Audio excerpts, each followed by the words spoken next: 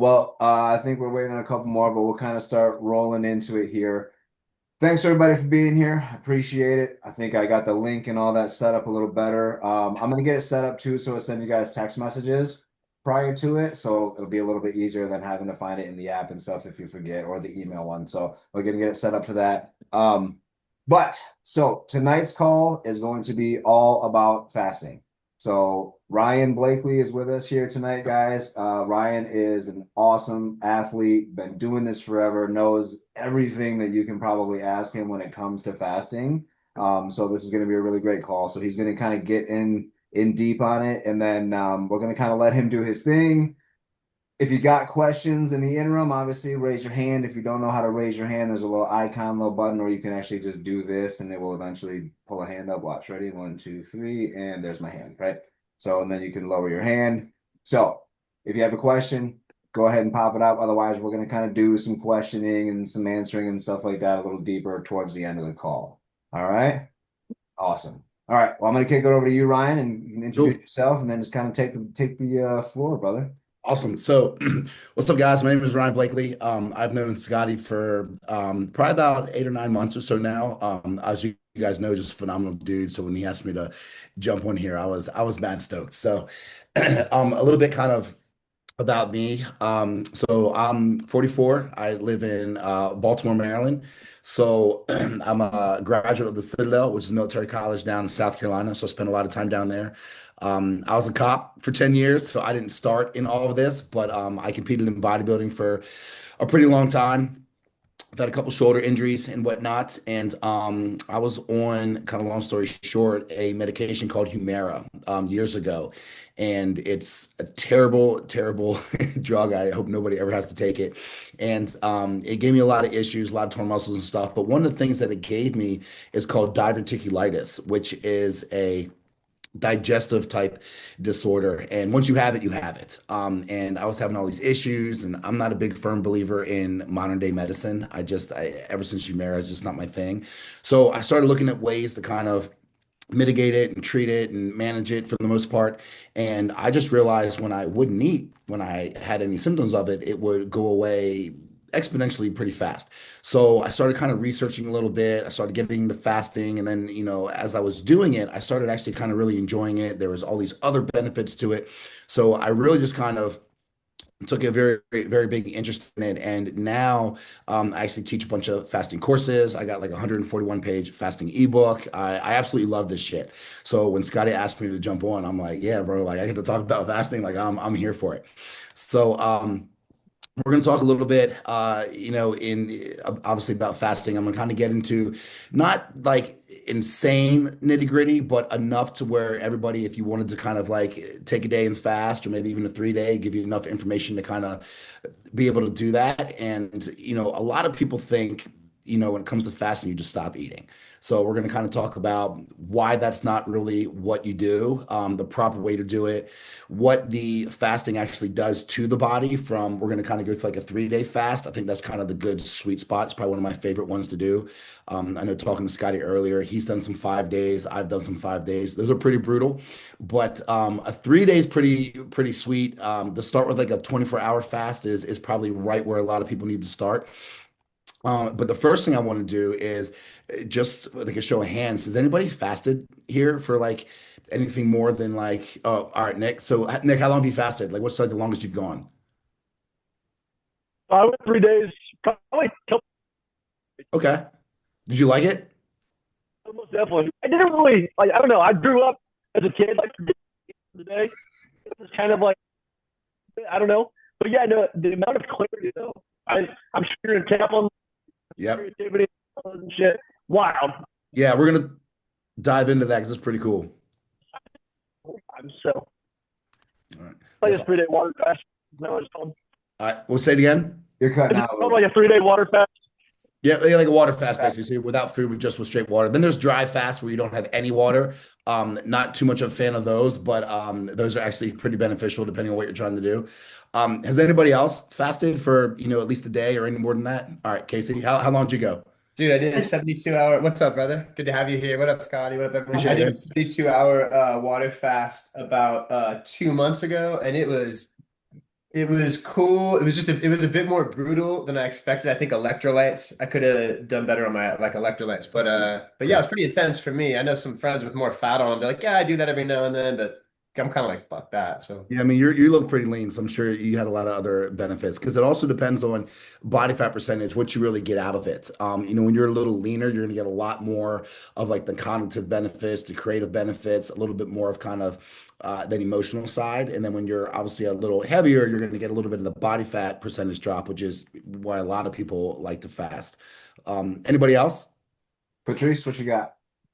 Hi, I did the 10-day master cleanse and I did a 7-day juice fast. Oh wow. Okay, so you've done some of this too. Yeah, How'd well, you feel? I felt great. I did it a long time ago. I did the master cleanse and I broke it with a burger and French fries. Nice. And then We're when gonna I talk did about this, I good. did a 7-day master cleanse. I had just quit drinking. This was in 2003. I quit drinking in Nice. 2002. And then I had lost a lot of weight and I was training for triathlon. And I did the 7-day master cleanse and I got down to like, I forget the scale. And I said, I know I'm going to fit in those button down jeans. And I went and found them and I did. And it was great. That's awesome. That is awesome. And I've got a lot of mental clarity. And it was Yep. interesting when you do those cleanses, the things that I craved cheeseburgers and chocolate. It is And funny because you're yeah. going to learn that the more you fast, you start craving some things that you didn't even know you liked. It's very interesting how the mind and the body work like that. And then I kept reading Power of Positive Thinking and different Mhm. books when I was doing it. It was really great. I liked it a lot. That's awesome. Hell yeah. Jeremy, I saw you put your hand up. You've done some fasting. I'm taking it. Yeah, quite a bit actually. Oh, nice. What I've give done me a the few rundown. 72-hour fasts and I did about a week just on watermelon alone. Yeah, the watermelon fast. How'd you like that? Uh, it was fine. I mean, I got sick eating watermelon, but Of course. Anything for 7 days is probably gonna make you sick. Um, Anybody else done any type of fasting or whatnot? I haven't done it in a while, but I have. It's just 72-hour ones here and there. But Yeah. I was younger in martial arts. I was telling you earlier, we had to do a couple 5 days, and those were pretty brutal. But I was also a little whippersnapper then, so it was a little different. It's a lot different fasting at like I'm 25 and very 30 intrigued in versus getting it more like as a part of my yearly routine, and that's a big part of why I wanted to have you on here to like really yep. get the right And way. we're going to talk about kind of how to make this part of a routine because a lot of people think that when it comes to fasting, it's like so aggressive that it can only be done so often. But we'll kind of get into, I mean, like we even talked about, like there's the 12 and 12, like that's technically what I call time restricted feeding. But that gives the digestive system enough to take a break, which is basically what we're going to kind of get into. Um, So I like to call fasting, like I kind of titled my ebook, the Control Alt Delete for the Human Body. Because at the end of the day, what it really is and why a lot of people should do it is it's a big reset. So, you have a lot of people that, say they go off plan for a week or a weekend or whatever, and they completely take themselves out of the fat burning zone. They like to push a shit ton of cardio, they like to pull food down really well. And when you do that, that just adds a lot of stress to the body. So one of the ways you can kind of counter that is by fasting, because fasting actually doesn't create too much of a stressor to the body because it releases a lot of the body's mechanisms to actually for survival. Because we were all kind of, you heard about that caveman theory where like we're all supposed to, fast and femen and all that kind of stuff. So we'll kind of get in that a little bit. But a lot of people think that fasting is just basically starvation. You just don't eat. And what fasting really is it's strategic time without food. So what you're doing is you're giving yourself kind of like a start date, you're giving yourself like an end date, and there's a way to do that, which we're going to kind of get into. And a lot of people get freaked out by it. They're like, all right, well, if I just stop eating, like what's going to happen? And what I tell everybody to do, and this is what I would recommend for you guys too, if you decide to fast, is just like Nick was saying, like when he was younger just kind of forgot to eat, which I have a lot of people that I coach now that just are grown adults and they forget to eat. But what you do is check in with yourself just like you do with anything else. So what I tell people is like even on a 24, like maybe every 8 hours, check in with yourself, see how you feel, see how you're acting, see how your energy is, just kind of see how you're moving day to day or minute to minute in that 8 hour window. You feel pretty good, push on for 16. You feel pretty good at 16, push on for that 24. If you're doing anything more than that, let's say like what I like to do is like 72 hours. Check in with yourselves every 12 hours.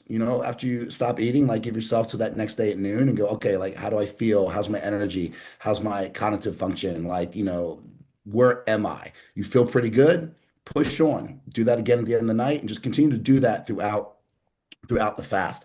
A lot of the reasons, getting into like why we should fast is, there's a lot of health benefits that we're going to talk about because, a lot of people just think, oh, I'm going to fast and lose a bunch of weight. That's true. You're going to lose, some body fat and, obviously you're not putting these calories in, so you are putting yourself in a deficit, but you're also going to get a lot of longevity benefits, which fasting activates a process called autophagy, which we'll talk about here in a second, which is probably the coolest thing that fasting does. You're going to get a lot of mental clarity when you're fasting. You're going to get a lot of creativity when you're fasting. And one of the things that Scotty and I were talking about, a little bit before here is, one thing for me specifically, like, I eat a lot just like, everybody else out here that's, an athlete in this space, but I get bored because I'm like, when you eat every 3 or 4 hours, and then all of a sudden you're not doing that for 1, 2, 3 days, you have all this added time.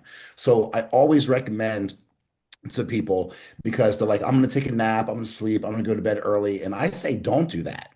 Use this time. And instead of just sleeping through the fast or trying to like get away from the fast, stay in the fast, understand the fast, like feel how the fast is working for you. Read a book, take some time to maybe get outside a little bit more, but experience the fast. And I think, when you start doing that, you start understanding the benefits, you start understanding your body a lot more.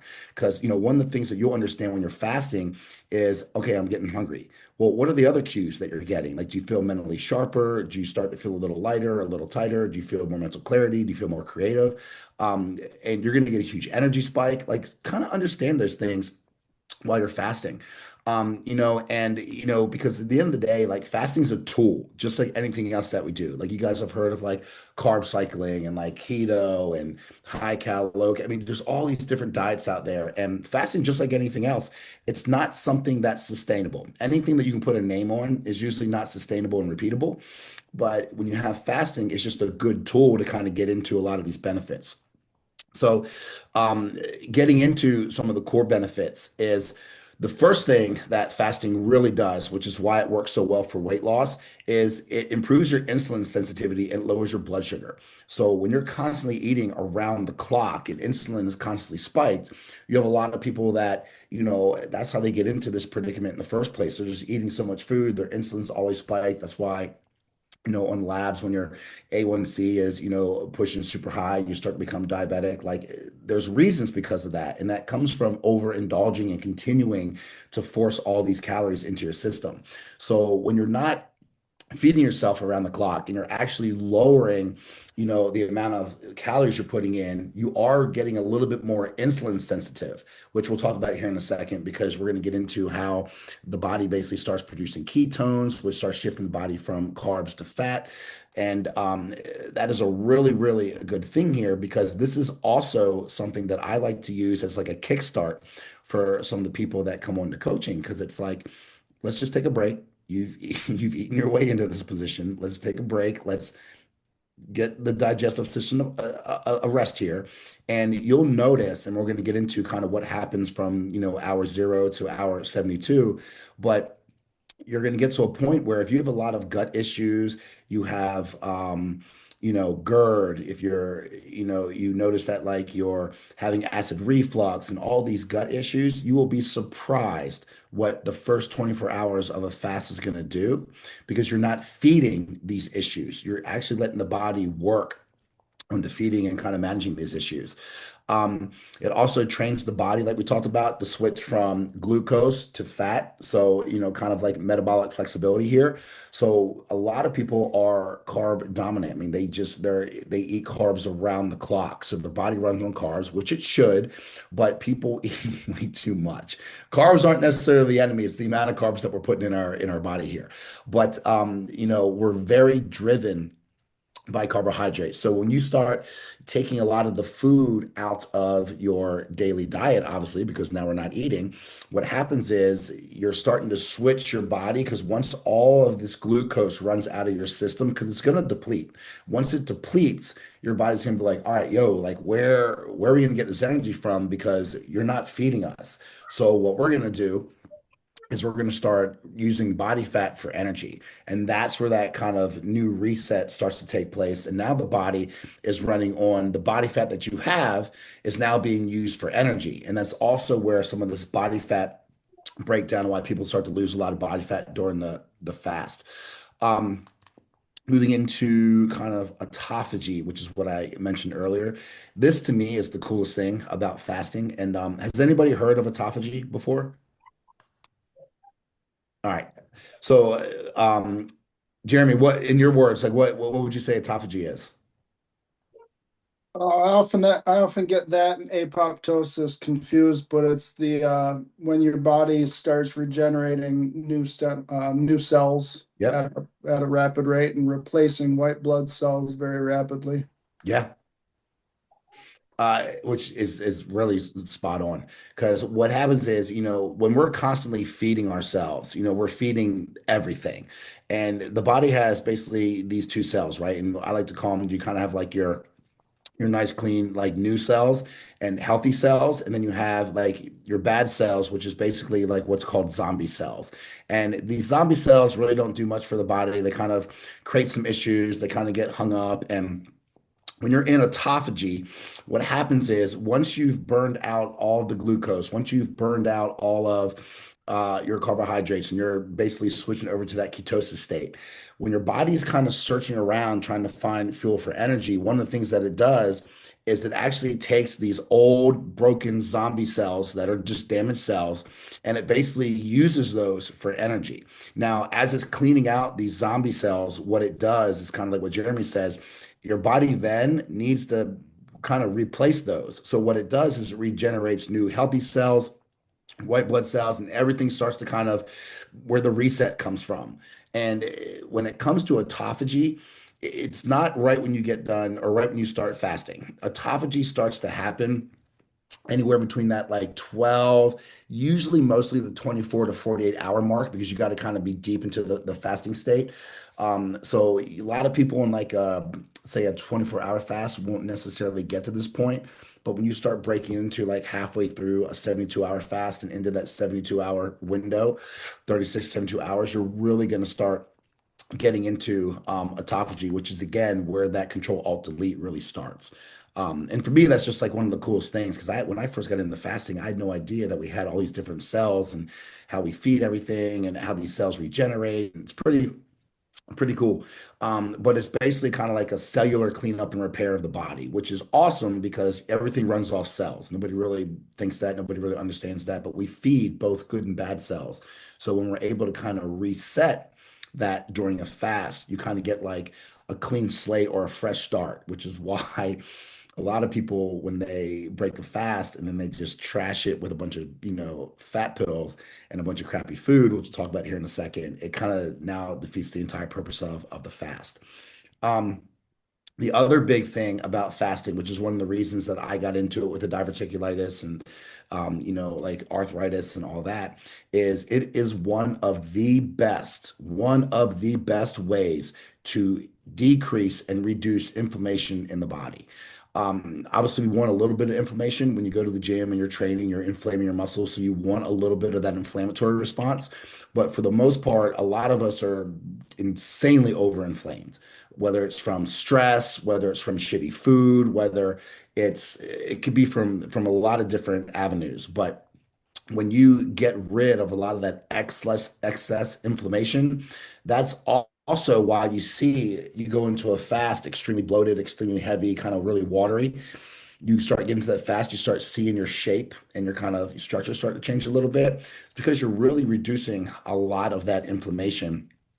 And that when you reduce that, that actually starts to set and promote your new kind of immune system, which is actually really cool. So there's basically a whole immune system reset when it comes to fasting too. Um, Once we start getting rid of all that glucose and the body starts transitioning over to ketones. We start utilizing that body fat and our fat cells for energy. One of the really cool things is that's where a lot of the mental clarity comes from. You guys have all heard people when they fast, how they talk about, and I think Nick kind of mentioned it a little bit, how you get a lot of like kind of clarity when you're fasting, right? Have you guys ever heard anybody say that, or you guys have ever heard everyone say this fasting shit sucks? Both. What's Yeah. that? I hear both. Yeah, well, yeah, and you will, because you have some Yeah. people that like, I mean, everybody loves to eat. Like who wants to not eat, right? Um, but you'll hear that, and everyone's always like, well, there's no way that you're going to tell me I'm not going to eat and I'm going to start feeling a lot better and get lot more mental clarity. Well, you have BDNF, which is your brain derived neutron factor. And what that does is that basically is what kind of makes up the elasticity of the brain. That's where we learn, that's where we start getting cognitive function, we start getting cognitive clarity. And ketones is what kind of triggers the brain to produce a little bit more of the BNF. So when we produce a lot more of the BDNF, what happens is we start focusing a lot better. We start getting a lot more creative. We start getting a lot more clarity. And you'll notice that, and I'm not sure if anybody here has noticed this, but if you ever get up in the morning and you got to get right to work and you don't get a chance to eat and drink coffee and do all that, and you just kind of sit down and start focusing, your focus is going to be tenfold compared to when you get up, you eat, you have your coffee, you get all your stuff together, and then you sit down and you try to focus, and they're like, I can't. When your brain is running, and it's producing a lot more BDNF, when it comes to these ketones, your clarity and your focus is going to be insane. So that's one of the reasons why you hear that, because ketones actually stimulates the brain to produce more of that BDNF. Any questions with any of that? And I What's know I B, speak it like Mach 6, so if you guys need me to slow down, like just tell me. what is BDNF? I missed that part. I'm So sorry. BDNF is brain-derived neutron factor. And what that is basically like kind of what creates the brain to be like very elastic. It's where all the like focus, the clarity, a lot of your creativeness comes from.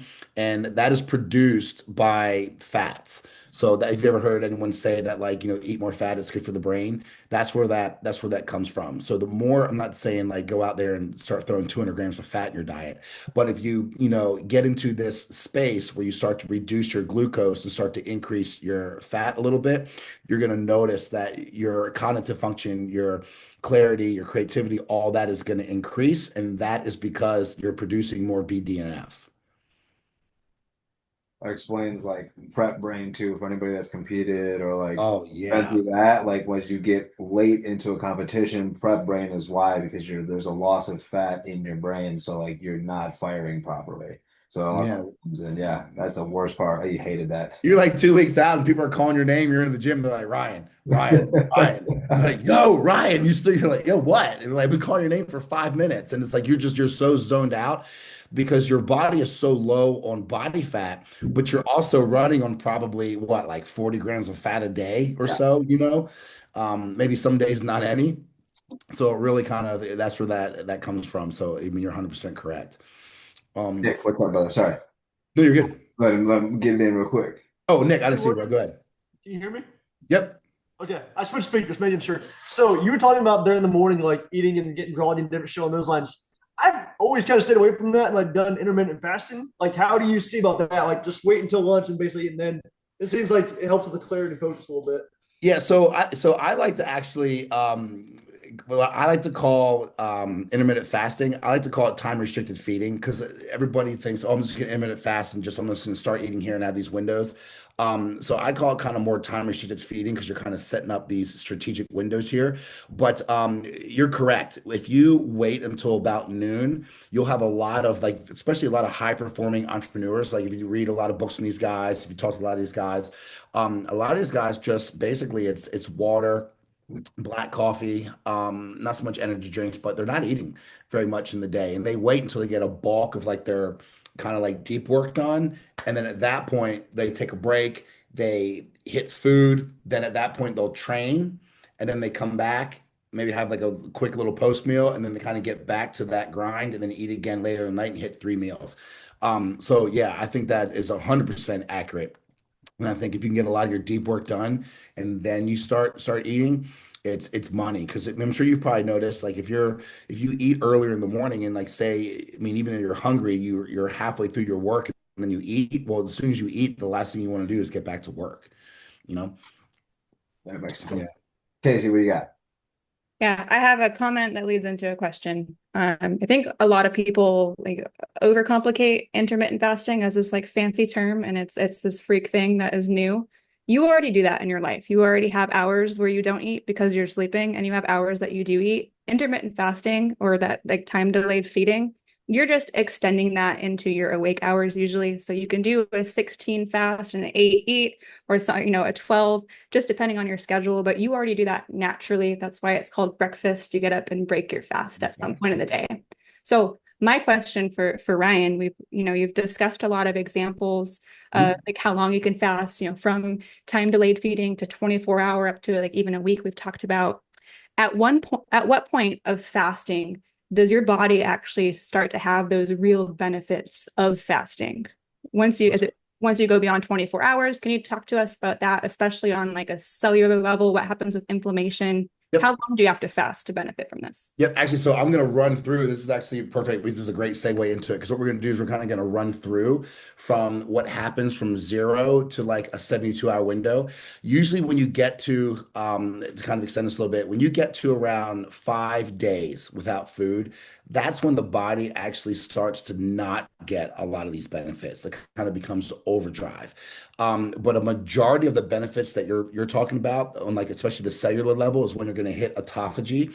And that is going to be give or take, because when we start fasting, like everyone thinks, oh, I'm fasting. I had my last meal. I'm like, bro, you still need to digest all that. You might not be fasting for another 3 or 4 hours. So like, you haven't fasted yet. Let's wait. And kind of like you mentioned, let's sleep it off.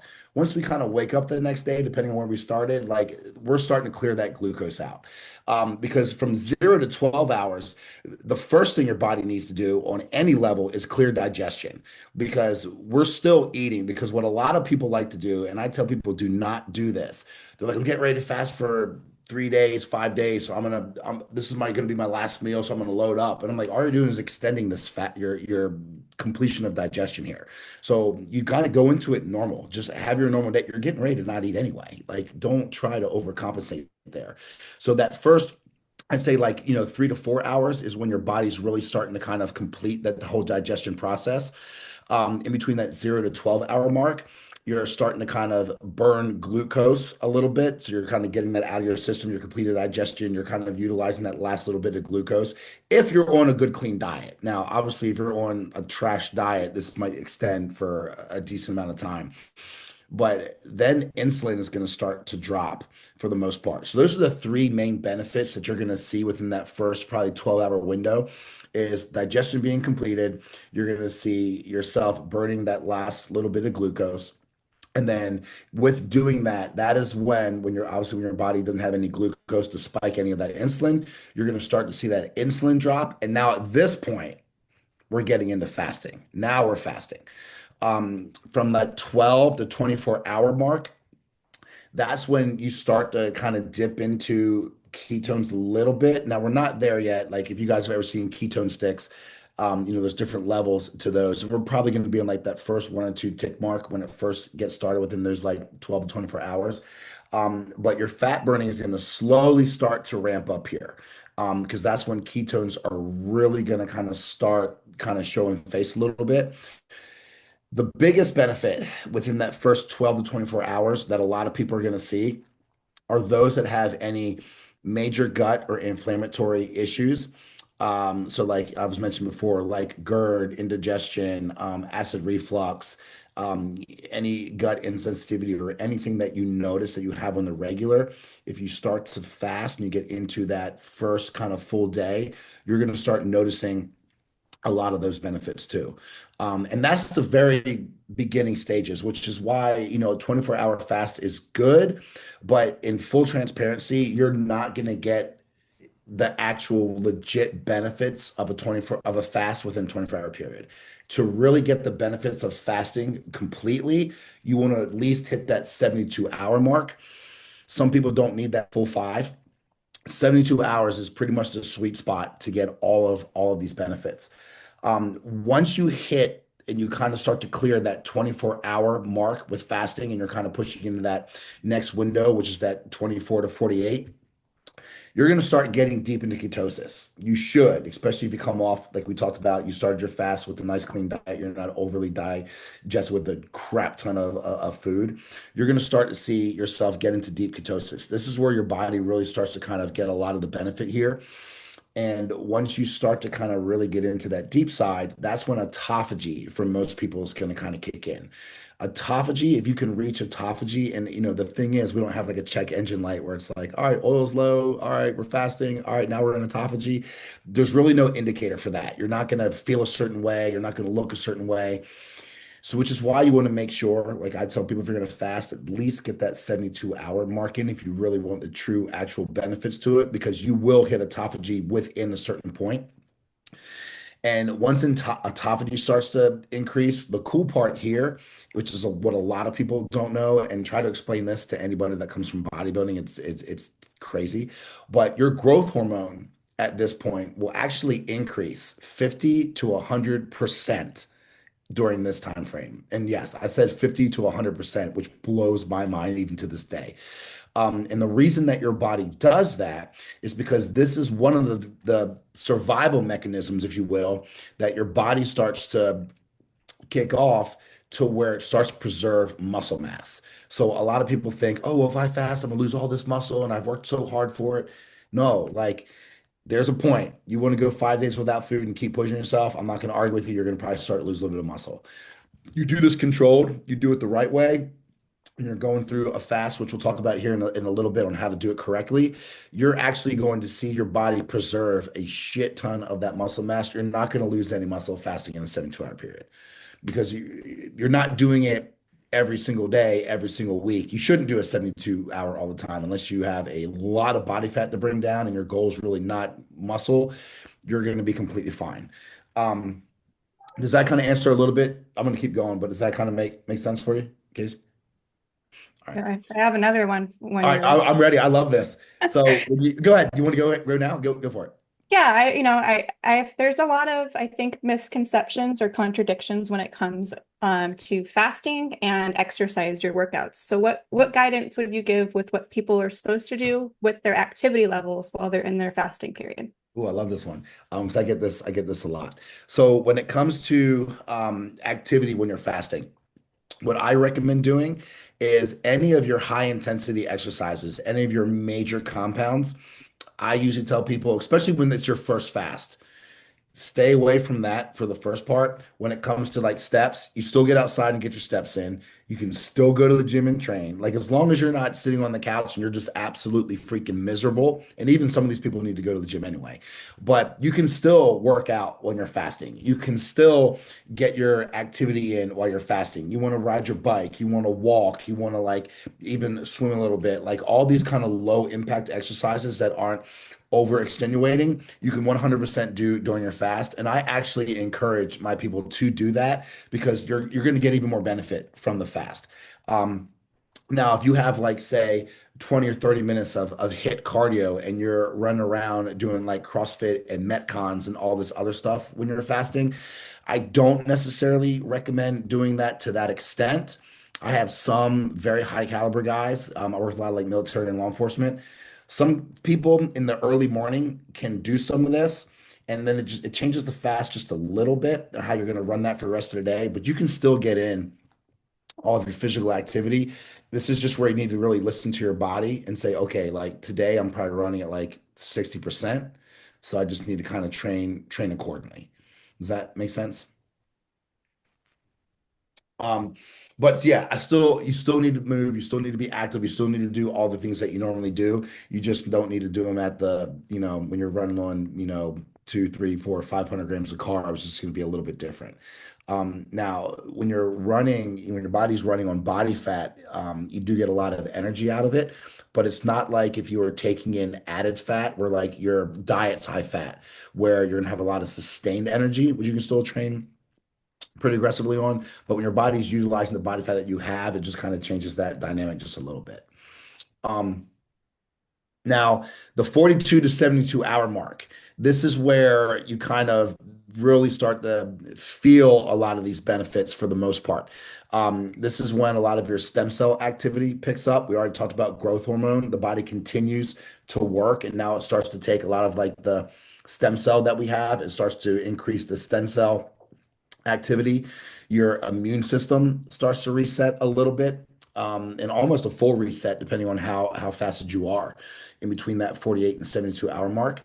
And when you get to this kind of like final stage of that fast, this is when you also start to see an immense decrease in your inflammation factors, which is really cool because a lot of people that have, say, um, lupus or rheumatoid arthritis or diverticulitis or any type of like inflammatory issues, seeing your inflammatory response go down and seeing these issues actually start to decrease is pretty freaking cool.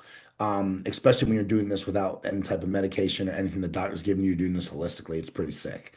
Um, the other two things that's really wild when you get to that kind of final stage of fasting is you have two things that kind of kick off. You have your dopamine, which is your feel good hormone, that starts to reset, which is pretty cool. And that is where kind of that euphoric kind of feeling comes from, where, you hear people like, usually the second day of your fast, you're like, yeah, I kind of feel like whatever, just like blah, I'm here. I just don't feel 100% motivated. And then like another 24 hours that next day, they're like, holy shit, like I could just keep going. I could run a marathon. Like they feel so much energy. And that's because they're getting that dopamine reset towards the end of that fast. You're also kind of restarting GABA, which, if you guys aren't familiar with GABA kind of basically it reduces stress, anxiety, fear. So if you get a lot of people that have a lot of anxiety and they're just all over the place, fast, put them through a fast. It is amazing. It is amazing to get someone that is just insanely anxiety ridden and they just have so much going on and they just have a fear of just everything. And I'm not talking about like, a fear of sharks, fear of alligators, but just like a fear of the day-to-day activities where they're just like, they're so stressed out, they don't know what to do. Work's overwhelming, family's overwhelming, girlfriends, all this stuff, boyfriends, everything's overwhelming. Get them to fast. It will change the game for these people. And I know it sounds so silly, but it's so true. Um, but this, when you have your dopamine reset and you have your GABA basically reducing all these other, factors, this is where, again, you get that really, really good, clear, almost like euphoric feeling. Would you hear people talk about, they're like, I just like, I don't know what it was. It was 3 days and I just like, I had all this energy. I have this huge spike. And that's where a lot of people are like, I don't even want to break my fast. But some of these people, when it's their first time, 3 days, it's like, bro, I know you feel great, but like we're breaking the fast tonight. Um, does everybody kind of understand a little bit? Again, I know it kind of went a little fast, but like 0 to 72 hours, kind of what you're going to expect during like a 72-hour fast. Yeah. So Nick? I do have a question. Yeah. So you mentioned the anxiety thing. My sister's on anxiety meds. I kind of want to go through this with her. Do you recommend like having them obviously get off the meds and shit like that during the fast? Well, so answering that question, like one fast for someone that's like has that much anxiety that they're on medication for isn't going to be like the end all be all game changer for them. I do firmly believe getting people off anxiety medications, that's one of the things I love doing with coaching, is like getting people off these meds. Fasting's a tool like we talked about, so like yes, I do believe that to an extent, but there's also a lot of other lifestyle factors that need to Almost be definitely. changed and updated over a period of time. But yes, that is something that, I mean, you could run her through a fast, it'd probably be something, maybe do it with her type deal, because fasting is always much cooler with a buddy. It is not much fun by yourself. Um, but having her go through that and just explain to her that like, hey, this could really kind of bring down some of this anxiety, and then see how she feels, and then if that becomes something that she notices, at that point she starts to maybe believe that like, yeah, changing my lifestyle does kind of help here. And then I think with a lot of other factors through consistency, that would be something that you'd be able to do. Okay, fair enough. Make So sense? end of the story, she still needs to. If I did it, she probably should still take the shit instead of cold off cold turkey or something like that. Yeah, I wouldn't just take your cold turkey off that. I mean, unless she's really Okay. changing like a lot of stuff. And I mean, there's things like ice therapy and everything. Yeah, there's a lot of other avenues that help that you can get people off the meds with. But one 72-hour fast won't get her off the meds. I assume so. I just didn't know. Okay. Thank you. Yeah. Um, any questions with anything else with that, guys? Sorry, Casey had his hand there. Casey. Yeah, Ryan, thanks. I just had a call I had to take, so I missed some of it. But the two questions. If someone's doing a 72-hour water fast, especially maybe like with low, if they have like low body fat, Hmm. do you recommend it? Because it seemed to me like electrolytes at a bare minimum seemed for me to be necessary. And I feel like I didn't do just like salt and magnesium, sodium. What are your thoughts on that, or how do you generally? Yeah, so one of the biggest things, and kind of, which is funny because two things we're gonna get ready to talk about is like male and female with fasting, and then kind of like some of the practical guidelines. So, like for instance, like everybody, body fat, high, low, doesn't necessarily matter. Electrolytes are insanely important when it comes to fasting. Because what a lot of people do is they're just like, all right, and this goes with anything, even without fasting. People are like, all right, I'm just gonna drink more water. I need to get healthy. I'm gonna drink a shit ton of water. Cool. Water flushes out more water. So if you're fasting and you have nothing that's really holding any of this water in your system anyway, and you're just crushing a bunch of water, all you're really going to do is flush out even more water. And realistically, you're going to get dehydrated at this point. Even though you're taking in, say, a gallon, gallon and a quarter, you're going to dehydrate yourself by taking in too much without any electrolytes like, obviously sodium, potassium, magnesium. You don't have any of this in your system. Those are beneficial because those actually hold water into the muscles, into the cells, and you want that, especially at that cellular level. Because if you don't do that, like I mentioned, water's gonna come in and water's gonna come out. And then they're gonna be like, my head is killing me. I feel like shit. I'm sluggish. And they're not even gonna get to the point at this point where they're gonna get through a fast. So electrolytes are very key. I like to use Relight electrolytes. Not a shout out. I'm not sponsored by these dudes, but that's just one of the best electrolytes that I found because they have more properties than any other electrolyte brand out there. And what I recommend doing is basically 1 to 2 servings in your gallon of water. Some people will take a little bit more because they're like, it's flavor. I finally get to have something with flavor, and it's not going to kick you out of your fast. So Relay electrolytes. Another thing that you can do is just straight salt. I have some clients that just like to take salt straight to the dome. They like the taste. So you can do salt for electrolytes. And then one of the other major, major keys to fasting, which a lot of people don't do, is bone broth. Bone broth is a huge tool within fasting. And I tell people all the time, like when you're ready to fast, what you need electrolytes and you need bone broth. And I tell them, 1 to 2 cups of bone broth throughout the day. It's not necessarily going to kick you out of the fast. It's also one of the things that we take when we break the fast because it's going to help recoat the stomach lining. Because as you're fasting, your body is eating away at your stomach. Like it is eating the lining. So there is damage there. It's not damage to the point where like you're going to put yourself in the hospital or you're going to make an issue with yourself, but it does affect digestion when you go to break the fast. So bone broth, one, also put some electrolytes in there because if you guys ever drank bone broth, like it's very salty. So you can do bone broth, you can do electrolytes, you can do salt, but incorporating that in throughout your fast through the day is 100% incredibly important. So you can do bone broth during the fast, 1 to 2 cups, and that somehow doesn't slow down the Nope. autophagy significantly or anything. Okay. Nope. You're good. You're And good. then and I was doing electrolytes, but just I think not enough and not consistently. A bit for sure. Did the sluggishness, I think you hit on it because that's a common one. And Yep. that type of stuff is the electrolytes essentially, like 100%. most likely. Okay. Yep. Yep. 100%. Do you have another question on top of that? That's really, I guess the one other is on salt. How much does the different type of salt matter with regards to like I read some stuff about, that there's different, one of them is like sodium and potassium. I think that's white salt, and then one of them is just one or the other. So I don't know how much that matters. Yep. So it matters because you have a lot of people that are like, oh, I have salt. And I'm always like, well, what do you have? You're like, oh, like, the white salt's in here. And they just have iodized salt. And I'm like, no, bro, that's not what you want. Table salt, yeah. So like Celtic salt is really good. That's one of the ones that I like to use. There's a company called which actually is where I get the Relight from is Redmond. And they have a kind of like a Celtic pink Himalayan salt. And that's a really, really good salt. It's called real salt, just Real. And that's a good salt to use. You can use Celtic flake salt. That's a good salt you can also use. And then, I mean, the best bet is just getting the Relight electrolytes in because it has all four properties of electrolytes, and that's the move.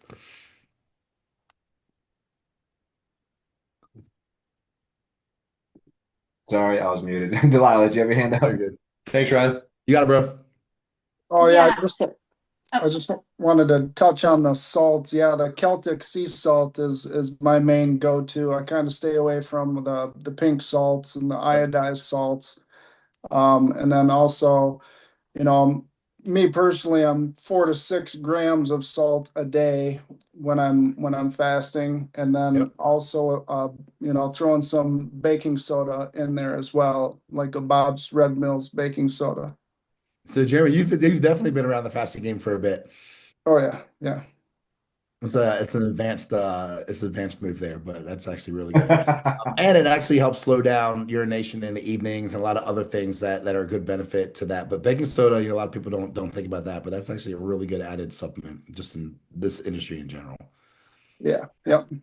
Nice, Jeremy. Hell yeah. Delilah, sorry, go ahead. No worries. So I started reading the book Fast Like a Girl recently by Mindy Pels, and I'm just in the beginning of it. But I do know that she noted around your period for the women in the group, you shouldn't be fasting. But I'm curious because just some of the things that you've said, I feel like it would help me around that period, but I'm just curious what your thoughts are, what you know about Yeah, that. so when for women, and that's kind of one of the things that you guys have really good questions because it kind of like segues into everything that I'm talking about here. So because there's differences between fasting for women and for men. And Delilah, if you can you put that book in the chat? I have never heard of that book. I'd honestly love to read it. Um, but when it comes to fasting, everybody just thinks, all right, we're just going to fast. Well, there's differences for men and for women because men can generally tolerate a longer fast, right? Just women obviously are built way different. Everyone thinks that women are just small men, and they're not. Very different makeup, especially when it comes to labs and fasting and all that kind of stuff. And women should consider fasting more so in like a cycle phase. And when you do that, and I'm not sure if she's touching this in that book, but kind of like you mentioned, she wants to fast kind of a little bit away from your period. Women are going to want to fast in the follicular phase. So that's going to be the best phase for when the fasting. Now you have some women that don't abide by that. They just fast and like, it is what it is.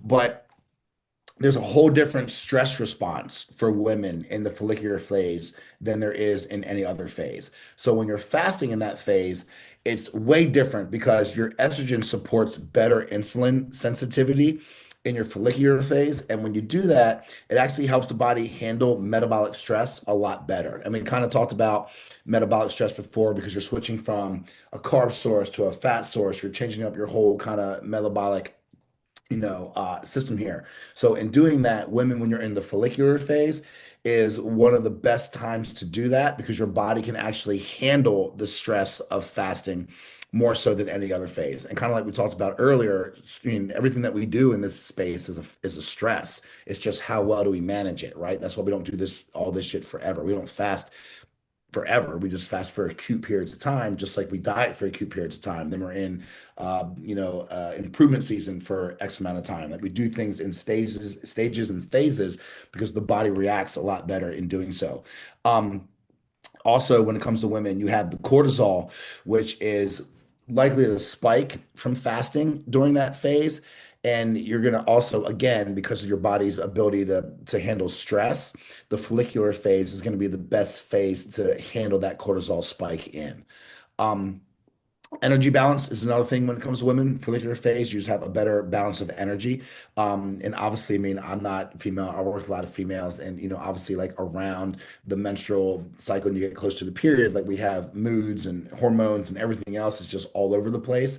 So when that happens, there's not a really good balance of energy, a better balance of energy earlier in the follicular phase, which is another reason why fasting during that window works for women a lot better. And this I don't know from experience, but like, they say, and a lot of the women that I've fast, have, confirmed this, but hunger is a lot more manageable during the follicular phase than it is during like your luteal phase or any other phase that you have during your period.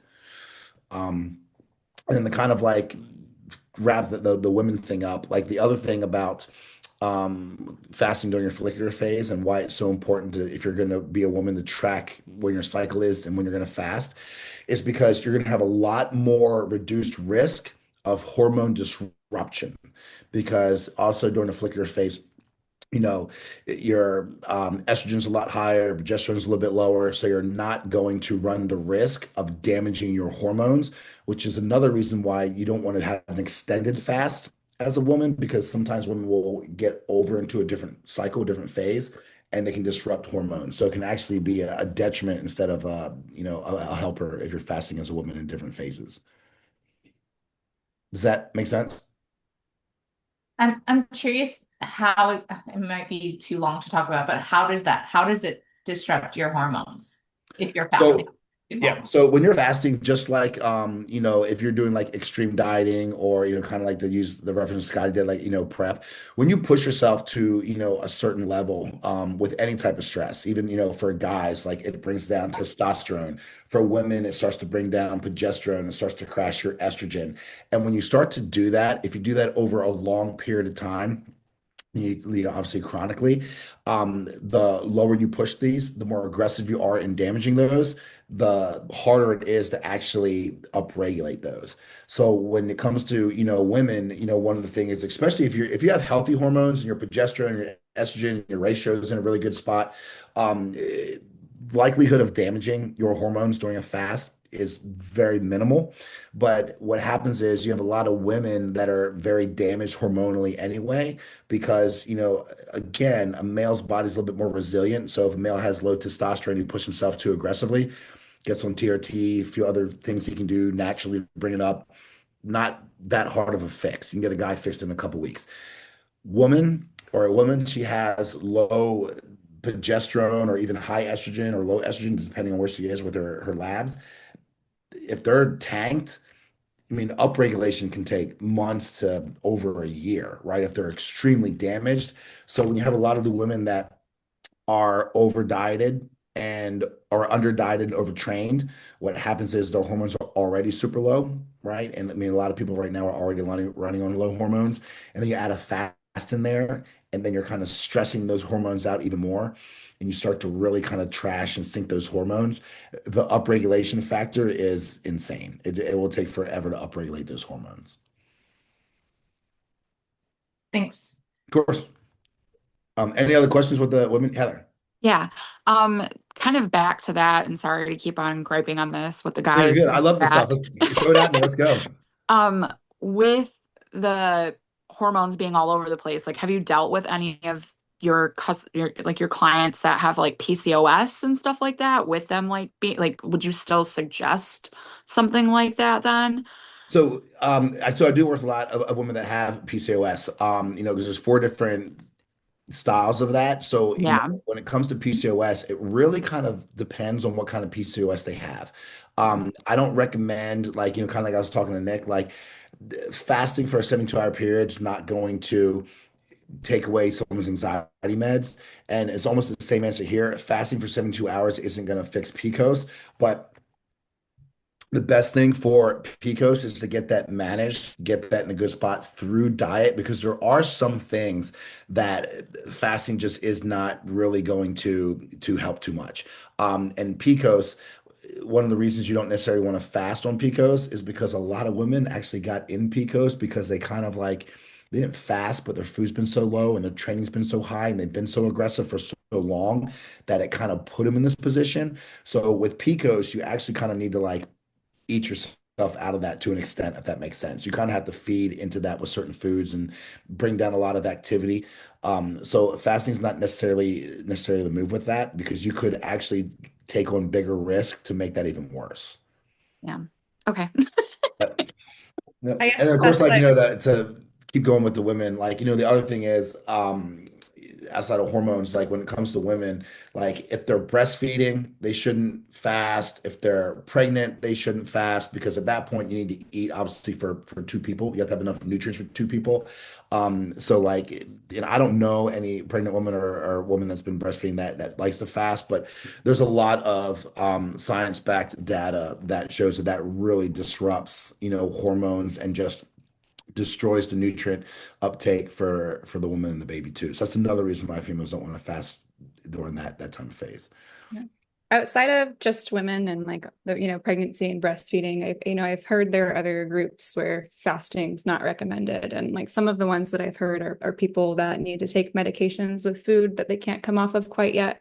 But I've also heard for things like gout and acid reflux. Like, what is your take on kind of the short list of who truly should not try fasting, and which ones that maybe you've heard that are kind of misconceptions and it's probably Okay. safe to fast? That's a good question. So actually the list of who shouldn't fast is pretty minimal. And but like you said, one of the things, and I think the biggest misconception here is a lot of people that are on medication. So like, well, I can't fast because I can't eat. I argue that a little bit because I do have some clients that are on some medications, because even though I'm not very pro modern day medicine, there are some medicines out there that just we have to have them. I agree with that 100%. So if I have clients that are on certain medications that have to be taken with food, what I normally do is I will still fast them, but I do it a little bit kind of unconventionally. And what I mean by that is when it's time to take the medication, we may do almonds, we may do some type of fat source, we may do almond butter. Fasting, depending on where you are in that cycle and taking in fats, yeah, it'll kind of break that fast a little bit, but you're still getting into kind of the ketones and you're fasted. And for the most part, if you have to take those medicines, that's the closest way you're going to get to fasting and still get the benefits and still be able to take your meds by adding in a little bit of fat. Now, we're not talking about like, I'm not like a whole bag of cashews or like a whole jar of peanut butter, but if you need to take a pill or two and you take a tablespoon of peanut butter and you're already in a fasted state and you need to do that 1 or 2 times a day, you can't argue with me that you're not going to get any of these benefits out of fasting. So I still do that with a lot of these clients, and I get a lot of good benefits in doing that because you're still taking somebody. I mean, you've cut their caloric intake insane. You give them such a window of their digestive system taking a break. They're not maybe as deep into ketosis with some of these guys, but at the end of the day, they're still getting a major benefit. So you can still fast somebody on medication. You just have to be very strategic and methodical how you do it. When it comes to other people that shouldn't diet, or shouldn't diet, everybody should actually diet. You get into other people that shouldn't take or do fasting. You have a lot of people and this is where a lot of people probably don't think about it, but anyone that has an eating disorder, I won't fast because Good one. the first thing they're going to do is they're going to be like, this is great. The scale's going down. They're scale driven anyway. The scale's going down. I feel good, this and that. But then the same thing happens in fasting and even more aggressive, just like it does when they're going through the disorder anyway. They're going to binge their face off. And now I just made it even worse. Or fasting made it even worse because I won't fast anybody with an eating disorder. So if there's any type of eating disorder, and I don't care how mild or wild this eating disorder is, until we get you in a good spot, like you're honestly probably even then never going to be a candidate to fast. So eating disorders is one thing that I always make sure that I'm aware of. If someone comes into like one of my fasting courses or something, if they have an eating disorder, they can listen, but they're not fasting. The other thing that you got to think about is, and you kind of touched on this, Casey, is a lot of uncontrolled medical conditions that really can't be controlled by, something that we do as a coach or a practitioner or whatnot. And usually for the most part, that is going to be like your advanced diabetic individual. So if you have like you're insulin dependent or, obviously you're type 2 or something, I'm not fasting you. And people will argue, well, it controls your blood sugar. And I'm like, well, yeah, because you're not eating. But you have to eat for diabetes. You put yourself in this position. It's an uncontrolled medical problem. We can't fast our way out of that. So anyone that has any type of issue like that, I won't fast because that could just really just put their health in a shitty spot. And then like we talked about women that are breastfeeding, women that are pregnant, like those are our automatic no-goes. Wouldn't fast them either. When it comes to gout, when it comes to a lot of like gut issues and everything else, huge fan of fasting. That really helps a lot of those issues because a lot of those issues are inflammation driven. So if we're knocking down inflammation, then we're getting you in a good spot by reducing the right amount of inflammation because obviously you want a little bit of an inflammation response, but not to the point where a lot of these people have. Heather, say something.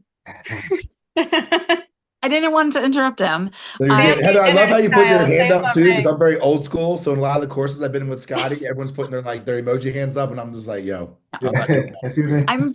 I'll be 42, so no, it's hand up. No, Yeah. you're good. What if the type 2 diabetes is under control? Like the A1C is like managed and things like that. I have the PCOS and the type 2 diabetes Okay. going for me, but Yeah. like I'm super like this is like really exciting me for some reason. Yeah, well, no, and it should because I mean anything that can get your health in a good spot should be super exciting. So it'll change your whole entire life. Yeah. So when it comes to the type 2 diabetes, it really depends on how well that's managed. I have some clients that say they have type 2 diabetes and they're not getting carbs in every single meal. If they're controlling their diabetes to a point where like say their first meal is higher fat, but they're able to kind of control their carbohydrates around their workout. And we're seeing through lab work that there is a decrease in that, 5A1C. I'm open to do a little bit, not necessarily a full fast because it's very hard to do that because especially with type 2 diabetes, and I'm sure I'm probably preaching to the choir here. It could be Monday at 3 o'clock this Monday and you feel great. Nothing's changed, but then Tuesday at 3 o'clock, you're like, holy shit, like I just like boom, you're just nothing's changed, right? You just have these kind of ups and downs. So it needs to be to a point where some of the time restricted feeding can help a little bit in shortening the window, but to go full fast, it can be very dangerous. So I don't recommend doing that, especially, obviously, your insulin sensitivity is changing. And now your insulin response by adding insulin is changing that entire game because we're adding synthetic insulin in. So you're adding the synthetic insulin in, but there's really nothing for that synthetic insulin to utilize. So at that point, like that's going to really, really destroy blood sugar. Yeah, in the my PCOS is insulin resistant Oh, PCOS. that's So okay. So you're okay. So you're yeah. insulin resistant. Okay, so well, usually insulin resistant PCOS and type 2 kind of go hand in hand Hand here. in hand. So yeah, um, fasting for you like would for now obviously would be a no-go, but playing with your window a little bit by giving your body a little bit of time off. Like you're not going to be able to push like a 16-hour window, but if you can do like a 12 and a 12, and you can see that you can actually really regulate yourself within that 12-hour window, and you're able to have a good response of not having any issues in that other 12-hour window, and you played with something like that, even a 12-hour window of not eating is huge because usually everybody kind of like, Casey was saying, like, I mean, you are fasting when you go to sleep, right? So we do know that your body, unless you know, have ever gone through the Dom phenomenon with diabetes, like a different story. But, at the end of the day, if you're getting a good 8 hours, you have no issues, and maybe we'll try 9, and you're like, hey, I'm still good. Work up to like a 12 and manage your diabetes in that 12-hour window. I bet that would help change your A1C for sure. But play with it. Don't get off this call and just do 12 hours tomorrow and then be like, yo, Ryan, just It's completely. all your fault. No. It's all my fault. Thank you. Yep, of course. Casey, I don't know exactly how to ask this, so I might take you on a bit of an adventure let's first. do it. I'm here for it. Whenever someone starts something new with their health, they're learning how to really like listen to their body and what that means. And then when you bring in something like fasting, like especially once you get past intermittent into actual fasting, your Mhm. mind's going to do things, especially the first time. And a little bit of that is going to be some sort of like hypochondria. You're going to feel things and your mind's going to want to talk you into eating right away. So people are going to feel things like, oh, I'm feeling a little bit weaker. I think I have a little bit of a headache. I'm actually starting to get nauseous. What are the real warning signs for when somebody should be alarmed and stop a fast? And what are the things that is just kind of part of the ride and suck it up and get through your days? This is a great question. So let's start with the suck it up and get through with the rest of your day first, because I love these. So, basically, like you said, you get that first hunger pain, like everyone's like, oh, I'm starving. I'm like, bro, we'll talk in another hour. Like, you'll be fine. You get your first few hunger pangs. You're gonna get hunger pains, right? But you get to a point where you start feeling super lightheaded. Like, if anyone's ever been like in the sauna too long or something like that, like you start kind of feeling a little bit dizzy. You start feeling like you're having crazy brain fog, and you're starting to see what we're looking for. You're starting to feel the opposite of that. Then at that point, it's time to call the fast, which is why I like people to check in with themselves during the fast. Don't just say I'm going to fast for 3 days and then that's it. Like, check in with yourself every 12 hours. But you start feeling dizziness, you start feeling lightheaded, you start feeling like super weak in the knees, and it's something that's just not hit or miss, like, or it just doesn't hit and go away. So, like, for instance, if I get someone and they feel a certain way, the first thing I tell them to do, sit down, get some electrolytes in, because that's probably the first issue we're looking at. Get these electrolytes in, give yourself a couple minutes, see how you feel, get up, walk a little bit. You still feel like that, and this hasn't kicked in. Like, let's call it, and then let's maybe prepare a little bit better the next time. So you really just have to have someone just kind of check themselves for a minute, give themselves five, let them just kind of take a breather. A lot of times, what I see with a lot of people is they try to do too much when they're fasting, because they do get bored and they're trying to do 10 different things. And then they just start to get like this overall lightheaded rush. And they're like, oh my God, I'm freaking dying. Bro, sit the fuck down, drink some water, get some electrolytes in, and chill. Um, and that usually solves it. People get like extremely tired in the first like day on a fast, and they start to kind of panic because they're like, I need food. I'm so tired. I'm so weak. I just feel like I'm losing all this muscle. Like, you hear people just complain. Just suck it up and keep it moving. But the main thing that you're going to notice that is really time to call it is, and it's the best way for me to explain it, is just that sauna feeling where you've been in the sauna too long, you feel dehydrated, you don't have enough water. At that point, you can get to a point in a fast where maybe you've gotten too dehydrated, or you feel too smoked, that you're not going to be able to bring yourself back. Like, you're not going to be able to take 8 ounces of water, take five and a salt tablet, and then get back in 20 minutes. Like, if that doesn't help and you still feel like you felt 20 minutes ago, cool. Let's call it. Let's get some food in. Let's get some rest. And that's just, we've marked our calendar. We made it 13 hours. Next time we're going to try to go full 24. That's usually the main thing that you're going to notice. And that's just that, again, very lightheaded, very dizzy, very weak.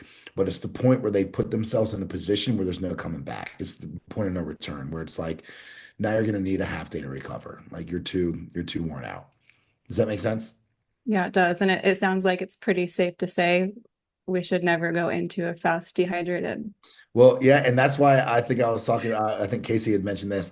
A lot of times, what people do is they just misjudge electrolytes, and it's not just during a fast; it's every day. Like, people are just like, "I'm just drinking water," and I'm like, "Bro, but you're not salting your food. You're not putting electrolytes in. Like, water flushes water. So the more water you take in, the more water you push out. So when you feel dehydrated, the first thing you need to do is see where your salt intake is, see where your electrolyte intake is.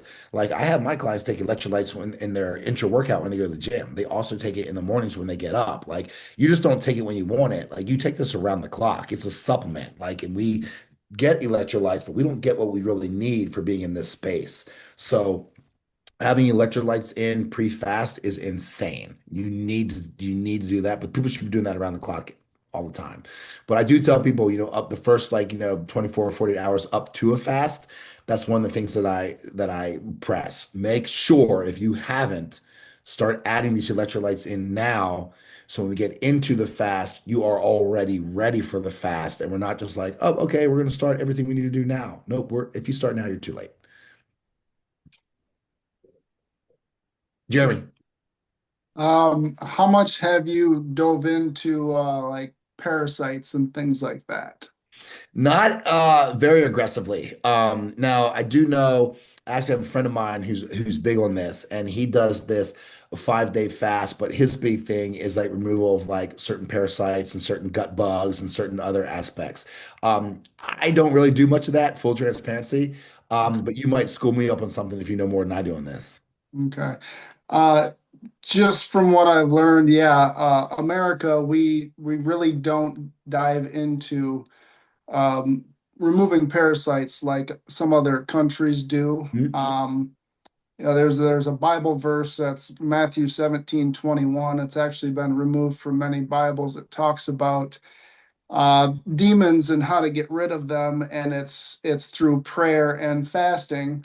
And so yeah, just from personal experience, when you start fasting, 12 hours, 24 hours, check your stools, check your bowel movements, and see if anything shows up.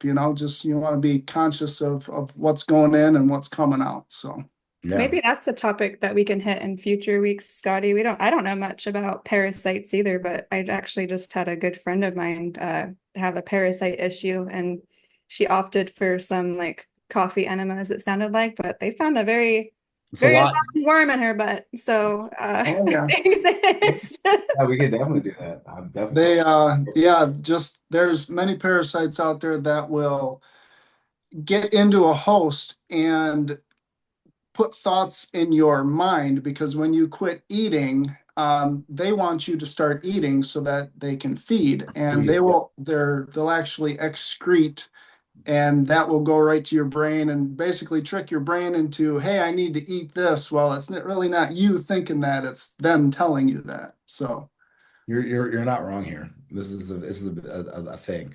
But when you do this parasite removal, you'd be surprised. Like I talked to my buddy about it. You'd be surprised the amount of parasites the human body actually has in it, especially here in America. Yeah. Yeah, I'm afraid of that one. I'm coming on this call when you do that one, Scott. I'm just gonna sit here. For sure. Oh, yeah, absolutely. Oh, yeah. I'm gonna go fast right now. After that, I'm ready. I'm done for the next 3 days with eating. I need the demons out. We gotta get the demons out. I'm gonna, Scotty, if we're good, I'm just gonna chat about breaking the fast, and then outside of that, like. Oh yeah, we'll talk about breaking the fast, because like you fast for 3 days, and just like I talk about my reels, you don't want to break it in three, you don't want to, destroy it in 3 bites. I'll chat about that, and then there's any other questions, and then that's pretty much what I got for tonight, unless you guys have anything else. But this is where honestly it blows me, because everybody makes it through the fast, and it's like so awesome. And when I do these courses, because when I do these courses, I fast with my people, and it's great. But then like where everybody fucks up is how they break it, and then what they do after the fact, and then those whole 3 days of this life-changing event is now we're back to square one, and they're like, can I fast again? And I'm like, bro, it does not work like that. But when it comes to breaking the fast, there's a few rules here. So what I'd like to do when it comes to breaking a fast is you don't want to just be like, I haven't eaten for 3 days, I'm just going to eat a shit ton of food. You do that, you completely take yourself out of this, because now you're feeding all these zombie cells again, you're putting all this garbage in your body. Like, we're all in this health space. We want to make sure that we continue to improve and get better, and not just do something super cool like this and then destroy it. So when it comes to fasting, we kind of touched on bone broth. And one of the reasons that I get everybody to take bone broth during their fast is because whether you use it or not, you're going to need it when you break the fast, because you do want to recoat that stomach lining, and you want to prepare it for what's to come, because now we're getting ready to eat, right? And the stomach hasn't eaten in 3 days. So at this point, the body's like, oh my gosh, I can't wait. But the stomach lining needs to have a little bit of coating on it, right? To be able to digest the nutrients, to be able to absorb the nutrients, partition, do its thing, and actively work. So when you're ready to break the fast, 1 to 2 cups of bone broth. I recommend heating it up, just because it's a little bit better warm than it is just cold, but do what you want. So take the bone broth, let the bone broth do its thing. Give it a good 20 to 30 minutes. Let it just recoat the stomach, let it absorb, let it do its thing, let it add more electrolytes in. You got to give it time to work, just like anything else that we do. We're never going to take something and then it's immediate, right? So bone broth is the same way. Let it coat the stomach, let it do its thing. About 30 minutes after that, what I recommend doing is doing about anywhere between 150 to 200 grams of fruit, right? Pick whatever, fruit that you really want.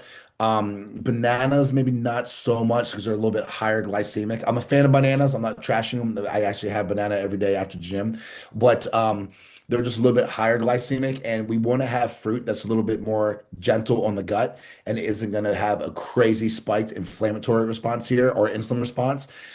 So like blueberries, strawberries, raspberries, anything from the berry family, you're going to do pretty well with. you want to do watermelon or something like that, you can. It's going to take a shit ton of watermelon to do that, but you can. But you want to have the fruit. Fruit's very light. It's very easy. It's a lot of water. It's a lot of fiber. It's not going to spike your glucose like everybody says it is. That is just another myth here.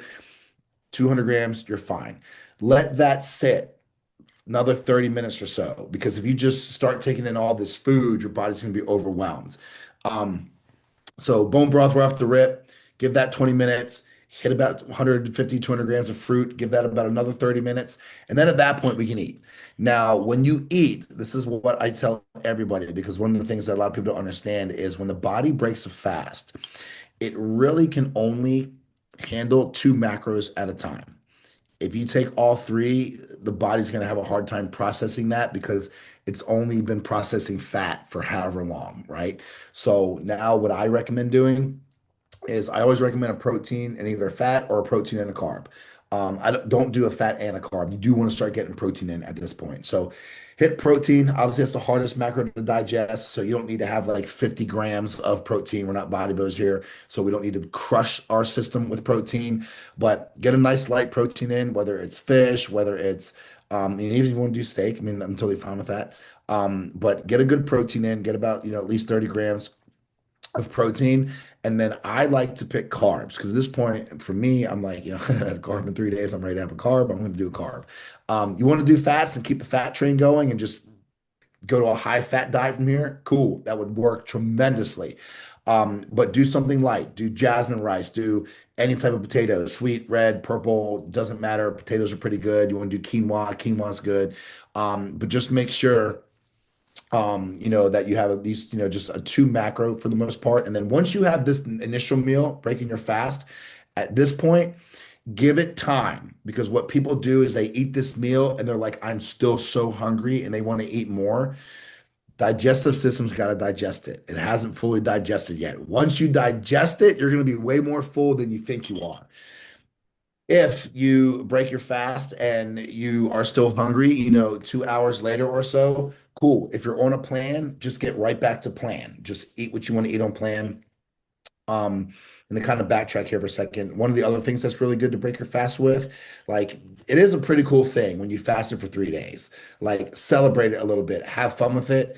Get sushi. If you're a sushi person, like this should be your perfect opportunity to go to a place that has good sushi. Don't just go to some random hole in the wall and then next thing you know you have this trash sushi. But get some good sushi. If you're a guy, 2-3 rolls, female, 1 to 2 rolls, depending on how much you normally eat.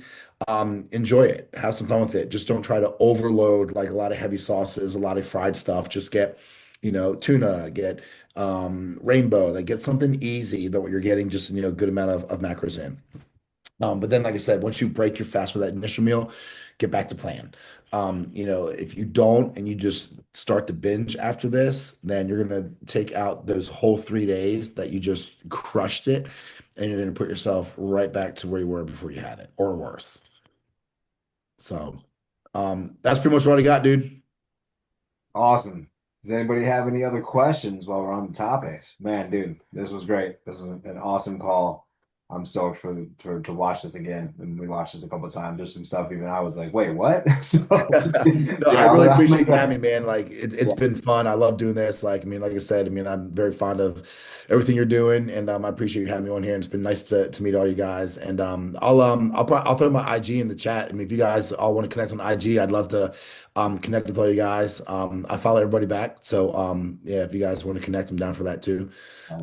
And just put this out there. You guys are with a great group. Like Scotty's amazing. Like when I first met him and the things that he's done with me and my brand and some of the other things that he helped me with, to have him hit me up to come on here and do this with you guys has been awesome. So great dude. I had my shoulder replaced 12 weeks ago. So I'm like 190 pounds emaciated, usually sitting around 200. But Scotty was checking on me, hitting me, just like running through stuff. Like you guys have an awesome community here. Like Scotty's a great dude. So like keep hanging out with this guy and listening and doing his thing and taking his advice. Cause even the things that he's taught me in a short amount of time have been game changers. So I appreciate you, Scotty. Thank you, man. Likewise. Thanks for being here. I have a quick question. I don't know how to do the hand in in the I like the old school hand. Regular hand. I'm old. I'm older, so I am type 2 diabetic, and something. So you said like you can try like the 12 hours. Obviously, I had to do it for a test and things like that. I do tend to get very lightheaded very quickly and things like that. And I tend to get very hungry, like really, really hungry. Yep. But if I let it pass for about an hour, then it does go away. But something you said like a 72 hour or this or that, but how often like do people do, like for me, type 2 diabetic, if I can train myself to fast for 12 hours, is that something I could train myself to do on a daily basis? Or if you have somebody that's going to fast for 72 hours, how often do they do that? Once a month? Twice This a is a month? really good question. So someone like you, like I said, being diabetic, the main thing for you is, especially if you're type 2, like, regulating your blood sugar. You get to a point where you can regulate that blood sugar, for, extended period of time on 12-hour window. You can run a 12 and 12. That could be your day to day. You could say, I'm going to eat at 8 o'clock in the morning. I'm gonna stop at 8 o'clock at night. You're gonna get your meals in, however many meals you do, and make sure obviously they're even and you're regulating your blood sugar throughout those, 12 hours. And you're not having any issues. Do that indefinitely. Honestly, that's gonna help you a little bit. If you notice that and what I would honestly do is I would sit down and I would look at what time you normally start eating, what time you normally stop eating. And if you're eating, say, 15, 16 hours out of the day, right? Just picking a number. Mhm. Just shut that down by 1 hour and then Okay. try that. See how you feel. Do that for and one day is not enough to judge. Don't do it for one day and be like, oh, Right, because right. diabetes, like I was mentioning to Heather, like you could do the same thing for 3 days and feel great. Then that fourth day you do the same thing and all of a sudden you're like, holy shit, like you just fall out, right? So it happens. It can be very, spontaneous. So what I would do is try that for 3, 4 days. If you're at 15 and now you're at 14 and you feel good and you manage everything in that 14-hour window, sweet. Give that 4 or 5 days, now do 13. Feel pretty good. Everything's going well, no issues, bet. Then down to that 12, hold that 12. Because one of the main things, and Scott and I were talking about this right before we all jumped on, you know, going 12 and 12 is, and I put this all over my Instagram. It's one of the best things to do because you're feeding the body for 12 hours, giving it the nutrients that it needs and providing it with everything that it needs to run and operate and do its thing. But then you're also giving your body 12 hours to shut down and rest and digest, which is amazing because what happens is the digestive system is the most powerful system in the body. It runs all the time. That's all the body does. Like your body cannot do two things at once. The digestion system kicks off. That's it. That's the only thing it's going to do. So when you're able to take a break from that digestion, your body's like, it still needs to run and work. Your body just doesn't shut down. The heart doesn't stop. The mind doesn't, everything just doesn't stop. So what the body does at this point is it looks around and goes, yo, what are we going to do now? Like we're not working on digestion. Like what are we going to do? It helps, fixes, repairs, and replenishes and rejuvenates and recovers so much in the body because it still needs to work. The body will always work. So going to a 12 and 12 just outside of diabetes is just good for everybody, honestly. Okay. Go ahead. Have you? Okay, it's got another real quick one. Have you ever had clients that being diabetic and they do the 12-hour, do they start not feeling hungry? Like I'm a little worried about that parasite thing because my brain and my body says eat, eat, eat, eat, eat, eat, eat. You're hungry. You're always hungry. You're always hungry. It doesn't shut down. I fight that constantly, which then I get stressed out because it's always saying you're hungry. And I do eat very healthy. Mhm. Obviously I have my snack once in a while. Yeah. But has anyone ever said doing that helps with that, shutting that noise down? Honestly, to be very transparent with you, it's about 50-50 because the one thing kind of like I was mentioning to, Casey earlier is, when you deprive somebody of food, especially someone that's like hungry or fighting these demons, like that can actually ramp that up. It can actually because when you deprive yourself of anything, you want it. And when you want it bad enough and you're not giving it to yourself, eventually you're going to crack, you're going to break. Like it is what it is. So, in reference to that question, that just really comes to, and, I'm sure Scotty probably talks a lot about this. It comes from, getting stuff in your diet that you enjoy, that you're happy with, that makes sense to you, that doesn't really lead you to crave a lot of other foods, and keeping because what a lot of people do is when they go to diet, they want to lose weight or even control diabetes, they cut everything that's fun out. I mean, I do this full time. That's not fun. I would never do that, right? You can still give yourself the things that you want in moderation and still make a lot of progress. So you just kind of have to find a lot of those things and incorporate it in programming, because when you start pulling things away that you enjoy, if you're like, my favorite thing is a burger, and you never get to eat a burger because you're trying to lose weight and trying to clean up your diet, like, well, that's not fun. You're just going to crave a burger more. So then you do things like a burger bowl. Instead of doing the bun, you do a burger patty and rice and pickles and tomatoes and whatever you put on a burger, and now you make a burger bun or a burger bowl instead of a hamburger and fries, and you're still getting the same kind of like, I mean, obviously nothing's gonna replace burger and fries, but you see what I'm saying? Like, you can make things work. And you start doing stuff like that, it really comes down to enjoying your foods and enjoying your plan. And until you really get to that aspect, fasting and everything else isn't going to replace or help that. Okay. Something you might also look at, since you're experiencing like a lot of hunger and feeling like those cues a lot, eating healthy and eating things that are satiating are not the same thing. So you can be eating foods that are really clean and healthy, but they might not do the things your body needs to keep you feeling full for long. So I would be curious how much protein you're getting with meals versus snacks, and especially how much fiber you're eating. Because you really need to make sure you're eating things that keep you full to kind of call off those cues before you worry about, is this a fasting thing? Is this something else? I do eat healthy, but healthy can mean a lot of things. Okay. I'll get with Scotty and Allie. Allie tells me I don't eat Gotta enough. get you right. Allie says I don't eat enough. So maybe I'm probably don't eating enough of something. Yep. Because my 100%. brain is constantly sick. It's not, I mean, I get the hunger pains, but it's my brain saying, eat, eat, eat. It never shuts down. It's like a little demon back there says, That's what that is. Undo We'll work it out. We'll that. work it out. no. Proteins and fiber will keep you feeling, more full and satisfied for longer. And then something like fruit, which is healthy, and you should definitely have it in your diet. But if your healthy is a lot of like fruit based, then you're causing a pattern for your body where there's a little spike in your blood sugar and a crash, which your body translates to hunger again. So I would check in with Scotty on those things. Yep, 100%. Well, I know where he lives. I got you. Yeah. Scotty's got no choice to get you right now. I got you. Well, I don't know if this is appropriate, but you don't always have to listen to what your brain says. My brain tells me to drink a lot of times, and the voice sounds just like mine. Well, it's not funny because I'm an alcoholic, and when I drink, I go into drinking for 10 to 15 days in a blackout. Yeah, How many that's definitely how not many good. days are you at sober now, Patrice? 64, girlfriend. Let's Hell go. yeah. There it is. We're shooting for one a day. One at a time. Yeah, that voice. One day. I'm That's all you not need. listening. One day. It's, One day at a One time. day. Yep. it's when I start straying, like Nick said once in a call I was on, you start straying off your path, the devil comes in, sees that, and tells you, oh, it's okay, you can go drink, you'll be at the gym tomorrow. No, it doesn't happen. That's not the truth.